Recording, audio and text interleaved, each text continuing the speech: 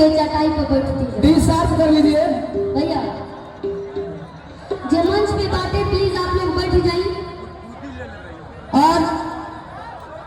और हम चाहते हैं कि सामने गार्जियन लोग बैठे बा चाचा तो शांति से दूध न थे के सुनी के पहली बार साथ अपने सभी मीडिया कर्मी को दिल से धन्यवाद देता हूं जो अपना कीमती टाइम निकाल करके अपने भाई को कवरेज करने आए।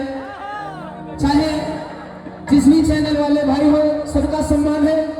और एक माला मेरे तरफ से आए हुए तमाम हमारे क्षेत्र के माता पिता दादा दादी चाचा चाची भैया भौजी के सम्मान में मतदाताओं के सम्मान में मैं दोनों हाथ से माला आप लोगों को डाल रहा हूं। आप लोग ताली बजा करके खुद का सम्मान करेंगे। मोहनिया विधानसभा का सम्मान जोरदार ताली बजा करके माला स्वीकार कीजिए दीवाना भैया का। और यहाँ से आगाज करिए कि मोहनिया किसी हम लोग की तरह ये स्वीकार करिए आप लोग माला दीवाना भैया की तरफ से। और हम ये बड़ी बात कहना चाहते नहीं कि अगर बैठावे के बात करें वो सब केंद्र में लोग बैठे दीवाना भैया के दिल में बैठाएं ताकि हमेशा खाते ठीक रहे। एक लाइन गाओ अब जिंदा बन जाए जिंदा बन जाए कैसे आज भाई आदि जिंदा बन जाए भातिया